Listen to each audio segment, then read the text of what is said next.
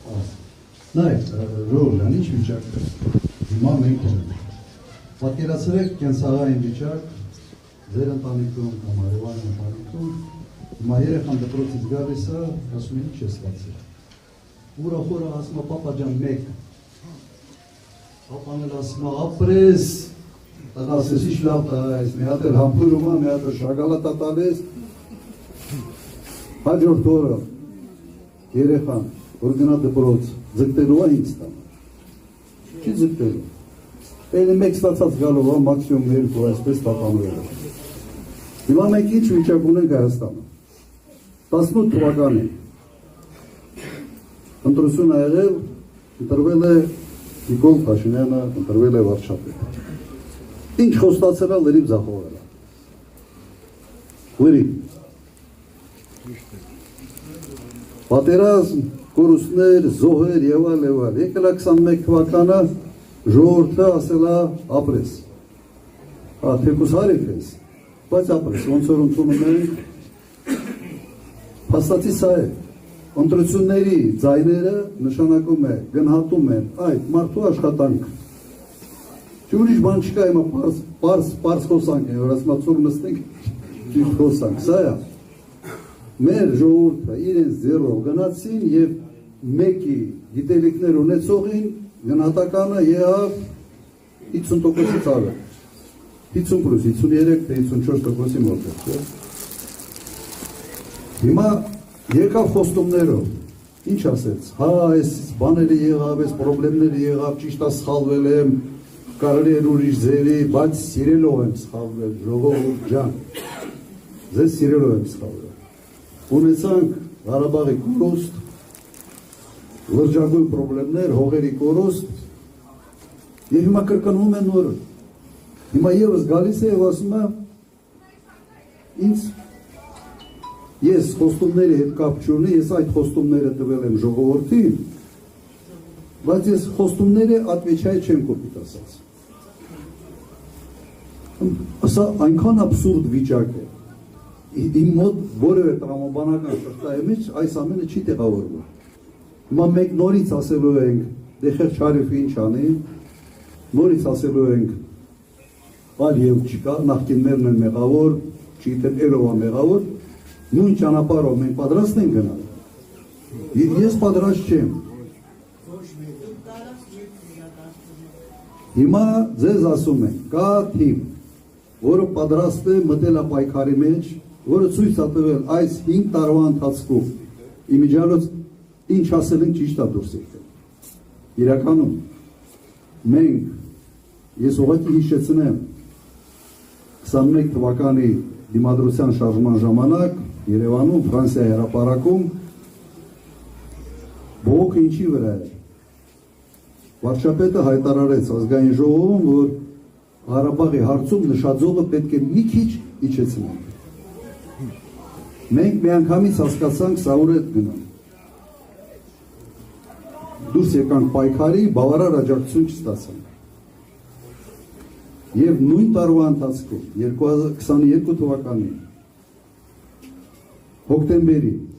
արդեն հոկտեմբերի 6-ին գնաց եւ ստորագրեց ճանաչեց Ղարաբաղ Ադրբեջանի մասը։ Եվ այդտեղից ամբողջը սկսեց։ Եվս մեկ ցիկլ Ղարաբաղի դատարկման։ Հիմա մենք ձեզ ասում ենք, եթե 26 թվականին Նիկոլ Փաշինյանը ընտրվի, մեր ապագան Արևմտյան Ադրբեջանը։ Սյունիքի վրա մեծ հարցականը թե կմնա, թե չմնա։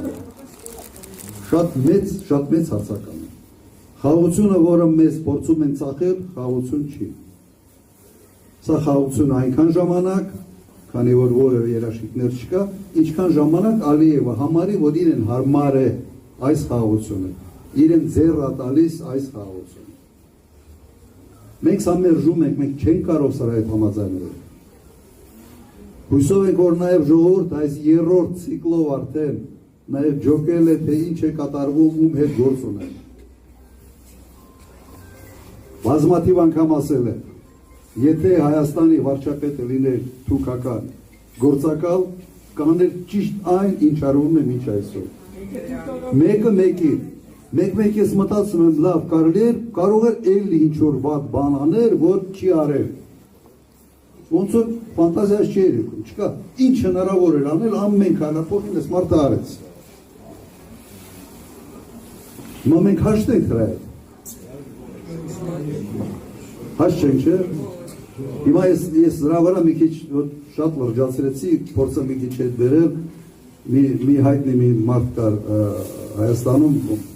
հայտամշակման նախարարություն կան այն ժամանակ։ Նա նախարար էր, բան շատ հայտնի մարդ է, նախկին ՑԿ-ի վարժնի վարիչ էր։ Հիմա վարորդը այդ մեքենայով գնում էր, այդ վարորդը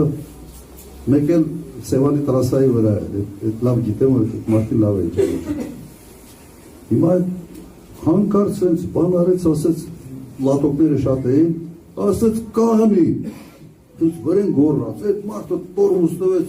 մեքենան սենց կաղնեցրեց, ասում է հետ քշի մի 50 մետր։ Այդ վարորդը հետ ակշել։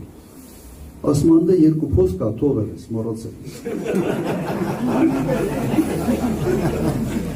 Մի հատ այդ փոսերով էլ քշի։ Հիմա այսօրվա մեր վիճակն է, հիմա փոս չմնաց։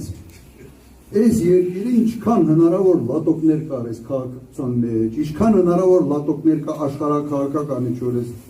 պրոցեսներում, ամենտեղ սենց մեզ մռութոպսի մեջ։ Հիմա Ռուսաստանը հետ է սկսել։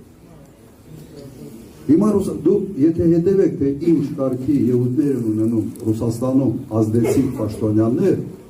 ոնց են գնահատում իրավիճակը, սա լավ տեղ չի բերել։ Իմ ակնկալիքը, որ բավական լուրջ խնդիրներ են ունենալ։ Հետևում եմ այս ամենին, լավ եմ ճանաչում այդ երկիրը։ Կհամբեր են, հետո ռուսերեն ասած մալը не покажется։ Բայց գինը Փաշինյանը չի տալու։ Գինը մեր ժողովուրդն է տալու։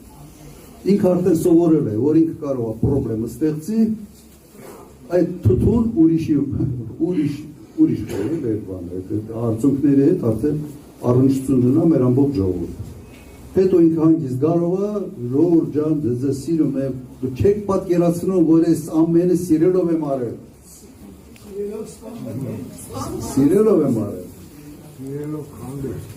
Երեք հանրահավաքի ժամանակ այդ մարդակերների սերի մասին ասացի, մանրանքեր են սիրում,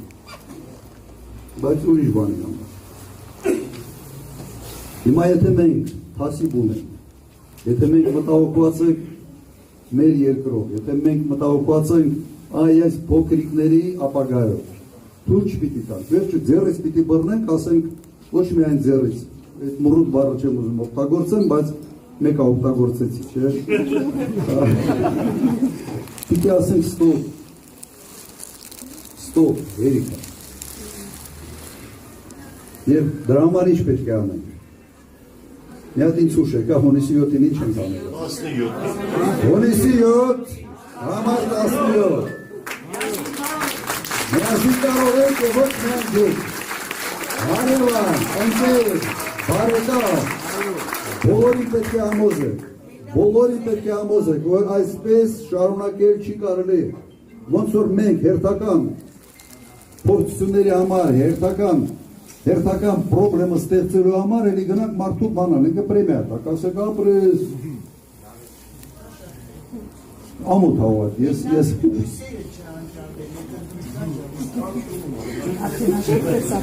լուսերով չի, անցած ընտրություններին օբյեկտիվ ունենք,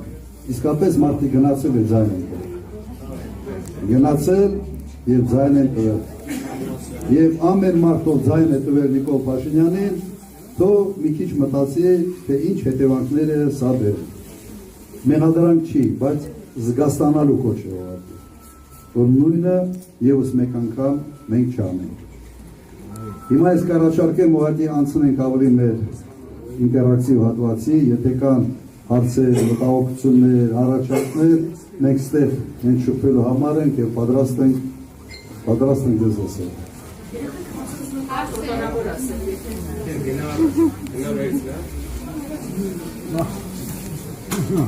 Գնա